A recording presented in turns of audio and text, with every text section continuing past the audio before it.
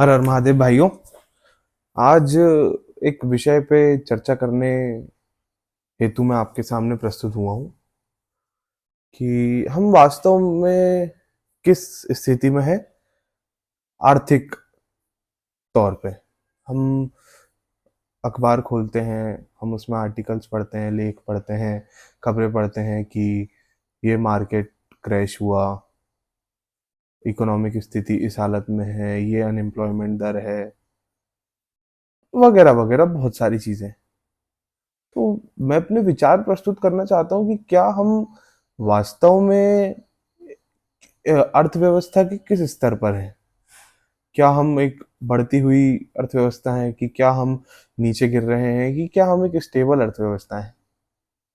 सबसे पहले तो हम अगर बात इसको ले जाना चाहें तो अर्थव्यवस्था की, अगर मैं सबसे मूल विषय पे बात करना चाहूँ तो जब अंग्रेजों ने भारत पर आक्रमण किया था उस समय अराउंड 1750 वर्ष, 1750 की बात है कि विश्व की 24% जीडीपी में भारत का योगदान था। तो आप इससे अंदाजा लगा सकते हैं कि उस समय भारत एक कितना समृद्ध राष्ट्र था।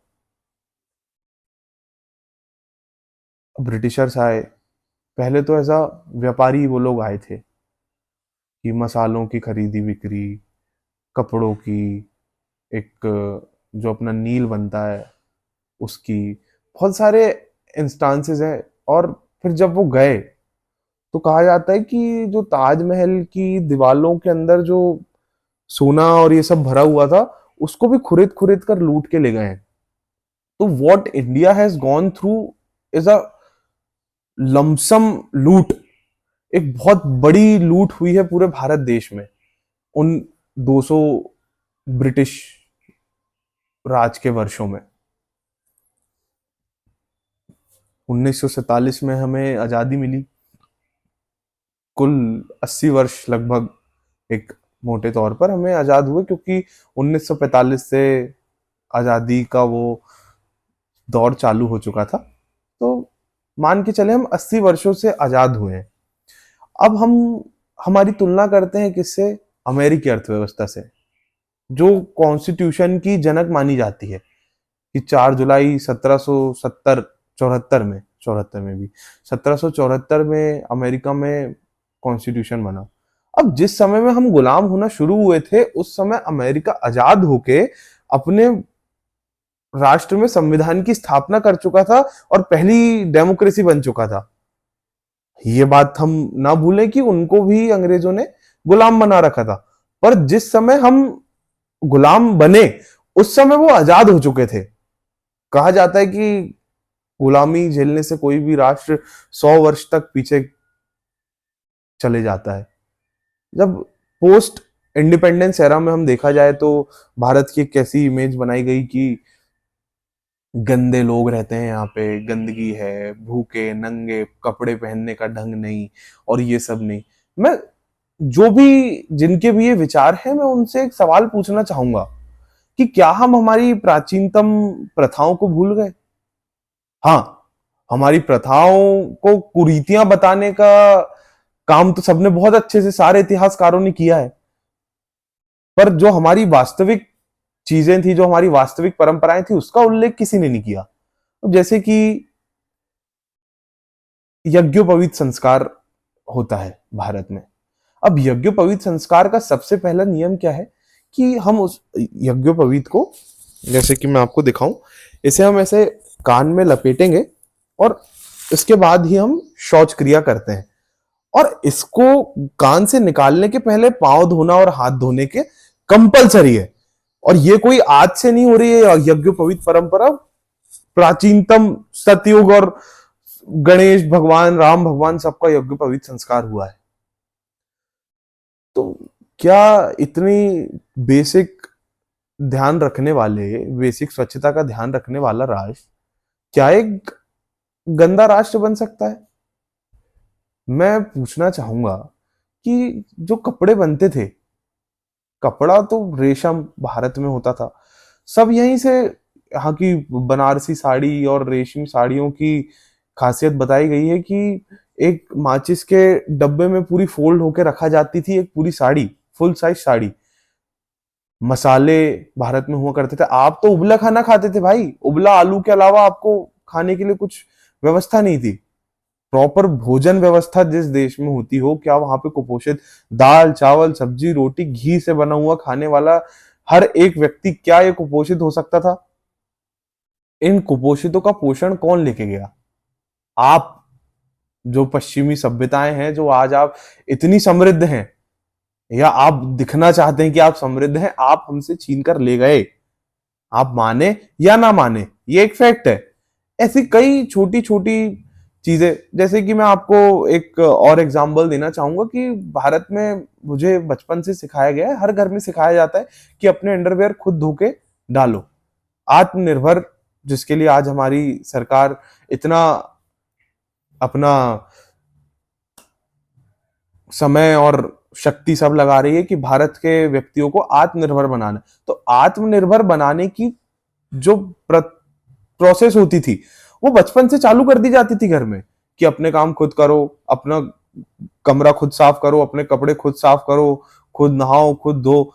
भाई, इस लेवल पे प्रगति कर चुका था भारत उस समय तक कि जब ये लोग आए तब हम ही समझ नहीं पाए कि हम आगे हैं कि ये पीछे हैं। हमको ये कहते हैं कि फंडामेंटल राइट्स की शुरुआत मैग्ना कार्टा से हुई, 1215 ईस्वी में हुआ था, जब किंग जॉन के समय में जनता ने विद्रोह कर दी, तो फिर उन्होंने मैग्ना कार्टा बनाया, तो वहां से फंडामेंटल राइट्स और लॉज की शुरुआत हुई। मैं आपका ध्यान आकर्षित करना चाहूंगा शिव महापुराण में त्र्यंबक ज्योतिर्लिंग की स्थापना के समय की जो व्याख्या है, तब शिवजी ने न्याय शास्त्र का ज्ञान ऋषि गौतम को दिया था। क्या ये न्याय शास्त्र अछूता था? क्या लॉ 1215 में चालू हुआ? इसकी तो आप प्री हिस्टोरिक जाके डेट्स भी नहीं निकाल सकते कि किस समय त्र्यंबकेश्वर ज्योतिर्लिंग की स्थापना हुई और किस समय भगवान भोलेनाथ ने न्याय शास्त्र का ज्ञान गौतम ऋषि को दिया। खैर, ये सब तो दीगर बातें हो गई। हम बात कर रहे थे अर्थव्यवस्था पे। अब अर्थव्यवस्था या किसी भी चीज, एक जो प्रोग्रेस, एक डेवलपमेंट होती है, उसका एक स्टेज होता है, एक चक्र होता है, समय का चक्र, काल का चक्र, आपने हमेशा से सुना होगा। उस चक्र के परे कोई नहीं है। जैसे कि हम माला करते हैं, तो हमको उस माला की पहली माला क्रॉस करना पड़ता है, तब जाके वो घूम के हम 108वीं पे आ सकते हैं। अगर हम सोचे कि हम सीधे ही 108वीं पे पहुंच जाएं, तो वो तो गलत हो जाएगा। वैसे ही देखा जाए तो इकोनॉमिक डेवलपमेंट का भी एक स्टेज है। जिस राष्ट्र का इतने वर्षों से, और गुलामी 1700 से नहीं चालू हुई है, आक्रांता 1200 अराउंड समय से आना चालू हो गए थे। नादिर शाह से लेकर जितने भी ये मुगल शासक रहे, ये क्या थे? ये विदेशी आक्रांता थे। ये कोई हमारे देश में नहीं थे। ये इनके द्वारा लाई गई चीजें हमारे देश का संस्कार और संस्कृति कभी नहीं थी। और भारतीय लोगों की सबसे बड़ी भूल क्या हुई? वो अपना ही इतिहास खुद नहीं संजो पाए। और जिस राष्ट्र का इतिहास मजबूत होता है, उस राष्ट्र का भविष्य मजबूत होता है। अब इकोनॉमिक डेवलपमेंट की एक प्रोसेस है। बेसिक एम्यूनिटीज, जब जैसे कि कोई व्यक्ति अपना दिमाग अच्छे से अपने तरक्की में कब लगा पाएगा? जब उसका पेट भरा होगा, जब उसके पास अच्छी उसकी नींद हुई होगी, जब वो साफ सफाई से रह रहा होगा, उसके पास नहाने धोने की पर्याप्त व्यवस्था हुई होगी। तो अभी जैसे कि हम देखें, अब आज के मॉडर्न परिवेश में बैंक अकाउंट और टेक्नोलॉजी में भी इन्वॉल्व होना बहुत ज्यादा जरूरी है। अब हम 1990 के लेकर भारत और अभी 2020 के भारत और 2024 के भारत में कंपेयर करें, तो अब तो लोगों के पास वो बेसिक एम्यूनिटीज पहुंचना चालू हो रही है। मैं किसी सरकार की तारीफ या किसी सरकार की बुराई नहीं कर रहा हूं, पर मैं आज का परिवेश की बात कर रहा हूं। भले ही सरकार किसी भी पार्टी की थी, पर चुने तो हम लोगों ने ही थे ना। वो सरकार हमारे ही भलाई के लिए काम कर रही थी। एक डेवलपमेंट की स्टेज है। जैसे कि पहले सड़कें बनी, अब सबसे पहले हम बात करते हैं कि पहिया बना, पहिए के बाद बैलगाड़ी बनी, बैलगाड़ी से इनोवेशन होते होते होते कार, एरोप्लेन सब बने। अब आप पहले ही कार बना लेते और पहिए नहीं बनाते, तो कार तो किसी काम की नहीं होती ना। तो पहले पहिया बनेगा, उसके बाद कार आएगी। लोगों के पास नल गांव गांव में जल पहुंचना चालू हुआ है। रोज जहां पे पानी, यहाँ पे 20 दिन में एक बार पानी आता था, वहां पे आज रोज पानी आ रहा है।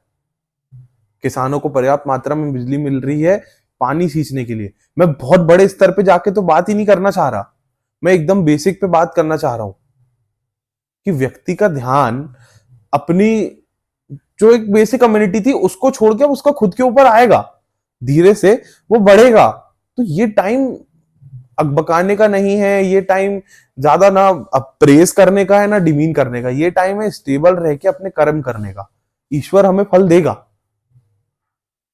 पर वो हमसे क्या चाह रहे हैं? हमारा कर्म करना। हम हमारा कर्म हमारे समाज के प्रति, हमारे खुद के प्रति, हमारे परिवार के प्रति हम करते रहेंगे तो एक अच्छे मुकाम तक पहुंचेगा। अब जैसे पिछले कुछ सालों की हम योजनाएं बात करें, नल जल योजना, जनधन योजना, घर घर तक नल पहुंचा, लोगों का बैंक अकाउंट खुले, लोगों को पहली बार पता चला कि खाता नाम की कोई चीज होती है। अब वो उसको खाता पता चला, धीरे से उसको म्यूचुअल फंड पता चलेगा, धीरे से उसको स्टॉक पता चलेगा, धीरे से उसको गोल्ड में इन्वेस्टमेंट करना पता चलेगा, उसको एफडी पता चलेगी, उसको आरडी पता चलेगी। वो धीरे धीरे आगे बढ़ेगा, प्रगति करेगा, उसका ध्यान हटेगा। लोग कहते हैं कि आपने शिक्षा बजट, सरकार, किसी सरकार का पक्षधर नहीं हूं, पर मैं एक एडमिनिस्ट्रेटिव की तरह आपसे बात करना चाह रहा हूं कि लोग कहते हैं कि शिक्षा बजट रक्षा बजट से कम क्यों है। अरे भाई, जब बाहर से इन्वॉल्वमेंट नहीं होगी, बाहर से प्रेशर नहीं होगा, तब जाके तो हम अंदर सुख चैन से रह पाएंगे। अब लोग कहते हैं आप सड़कें बना रहे हो, स्कूल नहीं बना रहे। अरे भाई, सड़कों तक पहुंचने के लिए, स्कूल तक पहुंचने के लिए सड़कें रहेगी तब तो आप स्कूल जाओगे। पता लग रहा है आपके गांव के दूसरे किनारे पे स्कूल बना दिया। अब हमारे पुरखे सुनाते थे कि हम नदी नाले पार करके जा रहे हैं। क्या आज के लोगों में उतनी कर्मठता है? नहीं है, वो भूल चुके हैं। पहले सड़कें बनेगी, स्कूल तक पहुंचने की सड़कें तो बन जाए, तब जाके आप स्कूल पहुंचोगे, नहीं तो आप स्कूल भी नहीं पहुंच पाओगे। So it's a stage we are in right now. अब we just need to calm ourselves down कि भाई सब सही हो रहा है। हमें हमारी सरकार पे भरोसा करने की जरूरत है, वो भले ही किसी भी पार्टी की हो, पर जो ऊपर स्टेट बैठी है उस पे हमको भरोसा करने की जरूरत है, क्योंकि state is the only power that can give us power. हम जो बनेंगे, हम जो होने वाले हैं, वो डिसाइड वहां हो रहा है। तो हमें उनको भरोसा करके उनके ऊपर, उनको थोड़ा सा रिलैक्स करने की जरूरत है कि हाँ भाई आप अपना काम कीजिए, हमारा समर्थन आपकी ओर। हाँ, आपको लग रहा है कि सरकार हमारा उत्पीड़न कर रही है, सरकार हम लिए कुछ नहीं कर रही, भाई शिक्षित होना चालू करें। एक बेसिक शिक्षा किसी भी व्यक्ति का पूरा जीवन जीने का तरीका बदल सकती है, उसके सोचने समझने का तरीका बदल सकती है। अब दो तरीके होते हैं, आप अखबार पढ़ रहे हैं, आप अखबार समझ रहे हैं। आपको अखबार में छपी खबरें तब समझ में आएगी जब आपको उनसे रिलेटेड नॉलेज होगा। तो समय है खुद को शिक्षित बनाने का, खुद को योग्य बनाने का, और अपना समय बर्बाद करके छोड़ के अपना समय इन्वेस्ट करने का। एक अच्छा कल हमारा इंतजार कर रहा है, बशर्त है कि हमारे आज के कर्म अच्छे हों। बोया पेड़ बबूल का, आम कहां से होए। इस चीज पर ध्यान देने की हमें जरूरत है। हमें अपने अपने कर्म करना है बस। और हमारा कर्म क्या है? शिक्षित होना। हमारी जो ताकत थी, हमारी जो मूल बुनियाद थी, ज्ञान की उत्पत्ति भारत से हुई है, और सिर्फ एक चीज शाश्वत है इस नश्वर दुनिया में, ज्ञान। ज्ञान कभी खत्म नहीं हो सकता। भारत की मूल ताकत उसकी शिक्षा व्यवस्था थी, उसकी शिक्षण प्रणाली थी। आज यहाँ के लोगों ने, मैं अपनी ही बात कर लूं, पिछले कुछ समय में जिस तरीके से मेरा पढ़ाई से मन उचटा है, ये मेरी नहीं है, समाज की हालत है। व्यक्ति नहीं पढ़ना चाह रहा है, एक डिल्यूजनल दुनिया में जी रहा है कि ओ भाई हमको तो बस करोड़ों कमाना है। अरे नहीं कमाओगे आप करोड़ों जब तक आप 1000 कमाने लायक नहीं होगे। आप किसी एक जनरेशन को तो अपना योगदान देना पड़ेगा, अपना बलिदान देना पड़ेगा, तब जाके तो आने वाली जनरेशन वैसे कर पाएगी। अब आज अमेरिका को हम देखते हैं 100 गोल्ड मेडल जीत गया। अरे भाई, वो लोग किसी जमाने में हारे होंगे 100 के 100 मैच, तब जाके वो 100 हारने वाले अच्छे कोच बने, और उनने फिर 100 ऐसे व्यक्ति तैयार करे जो 100 गोल्ड मेडल लाके दे रहा है। ये चीजें हमें समझने की जरूरत है। सब चीजें तुरंत नहीं होती, इट टेक्स टाइम। हमको समय देना पड़ेगा खुद को, सरकार को। और सबसे बड़ी बात, सरकार सिर्फ कानून बना सकती है, उस कानून का इस्तेमाल करना आपको खुद सीखना पड़ेगा। एक होता है कि भाई हम बेवकूफ हैं, एक होता है कि हम बेवकूफ ही बने रहेंगे। भारतीय युवा वर्ग दूसरे जोन में है कि हम बेवकूफ भी बने रहेंगे। हमारे पास किताबें हैं पर हम इंस्टाग्राम चलाएंगे, हमारे पास पढ़ने का समय है पर हम गलत चीजों की तरफ ध्यान केंद्रित करते हुए अपना ऊर्जा, अपना समय, अपना बल सब बर्बाद करेंगे। इन चीजों पर अगर हम ध्यान दें तो कहीं ना कहीं हमें भी समझ में आएगा कि अर्थव्यवस्था को बनाने में सिर्फ सरकार का हाथ नहीं होता। मोदी जी आके भारत को पहली अर्थव्यवस्था सबसे बड़ी नहीं बना सकते। हर एक 130 करोड़ देशवासियों को अपना योगदान देना पड़ेगा, तब जाके भारत उस मुकाम पे पहुंचेगा विश्व गुरु बनने के। क्योंकि आज के परिवेश में देखा जाए तो पूरे विश्व को दिशा सिर्फ भारत दिखा सकता है। अब ये चीजें आप कैसे समझोगे जब आपको भारतीय होने पे गर्व होगा? भारतीय ही भारतीय मूल भूल गए तो कैसे भारत प्रगति करेगा? मेरी बातों पे ध्यान दीजिएगा। जय श्री राम, हर हर महादेव।